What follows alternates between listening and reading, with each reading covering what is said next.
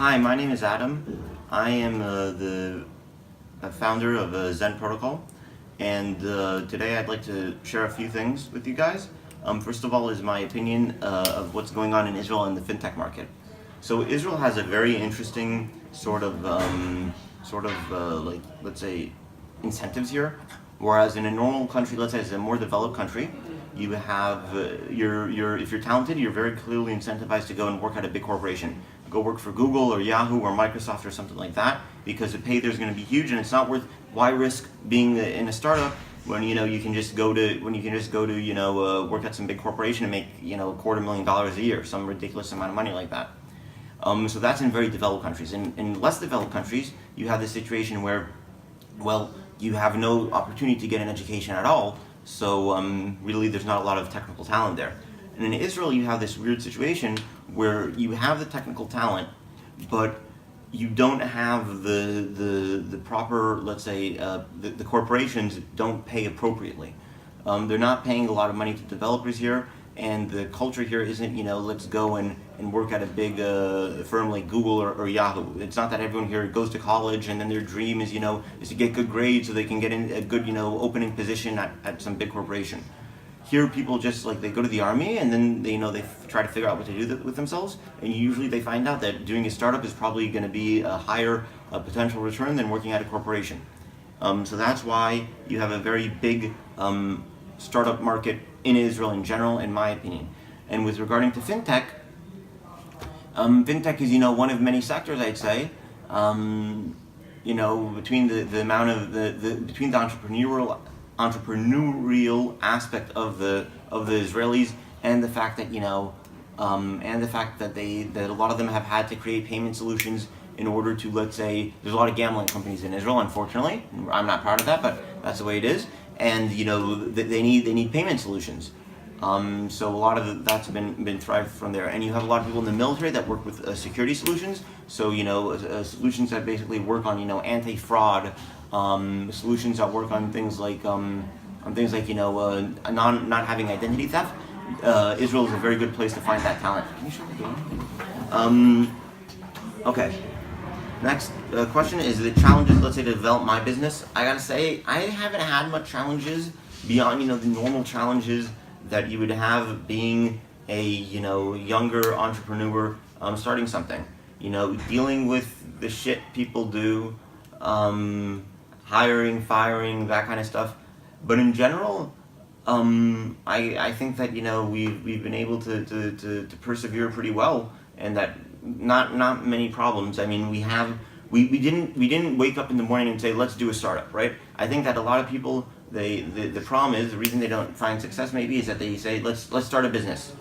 Or people say, or maybe they say, something essentially that sort. Let's go ahead and let's start a business, and they don't really plan to make it succeed.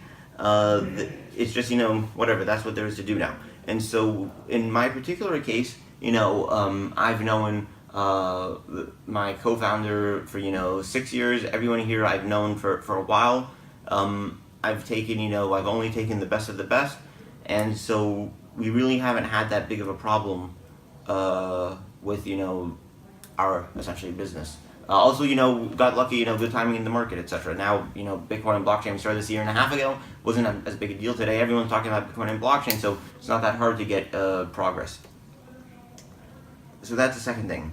I also should, I want to discuss an overview of Bitcoin and blockchain and the importance of it. I think that Bitcoin is the most important invention since ever, because it's the first time in centuries that we the people have the ability to retake control over our money. When you think of it, essentially even in the 1500s, the 16th, 17th century already, the second that you had to deposit your gold with someone who would then give you a note against it, that person would immediately cheat and create more notes for gold than there is real gold. And then all this cheating resulted in the government saying, well, we need to stop the private bankers from cheating. The government will issue all the gold notes, right? And the governments ended up to be the biggest cheaters. This isn't my opinion or something. This is purely factual, right? essentially this idea that, we all believe in money simply for it being paper is ridiculous. Purely, the government doesn't need to tax you, they don't need to steal from you, they can just inflate away your money supply. And it's a tax, actually, it's sad because it's a tax on the poor people who hold real estate. And you see the real estate assets fly up. The reason the real estate market is flying up is because these are the assets that you can get a loan for in order to buy, and loans are how money is printed. When the government prints money, they don't directly deliver it to people, right? They deliver it to banks, and banks decide who to loan that money out to. And so the rich people, they have the collateral to get that down payment on their house, they buy that house. All the poor people, well, they get their money supply inflated away. I think unlike gold, where it suffered from this property where its physical properties weren't good for, let's say, sending over the internet or storing securely, Bitcoin, it's very easy to store securely. You don't need a guard, you don't need a vault, you don't need anything. And it's very easy to send in an email. So there's no real reason for us to rely on these parties who hold our money for us.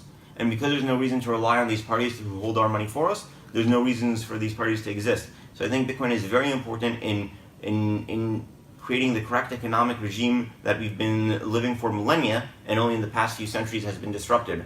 And hard money would be better for the economy in general.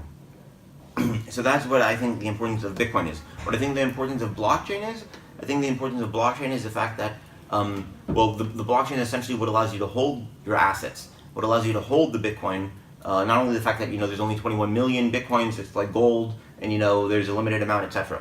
The blockchain is what allows you to hold it. And personally, my business, it allows you to use a blockchain to not only hold your Bitcoins independently, it also allows you to hold your other assets, your stocks, your bonds, your whatever asset you may have that's financial that you don't want it to be money. So our personal approach, and we sit on top of Bitcoin, we're integrated with Bitcoin due to this, is let Bitcoin be money, but sometimes people want to invest their money in other assets, and when they want to do so, they shouldn't render control over the title of those other assets, like let's say their stocks and bonds, to a bank who holds their money for them. Rather, they should control their assets in their pocket, just like they do their Bitcoins. And that's a solution we're here to provide.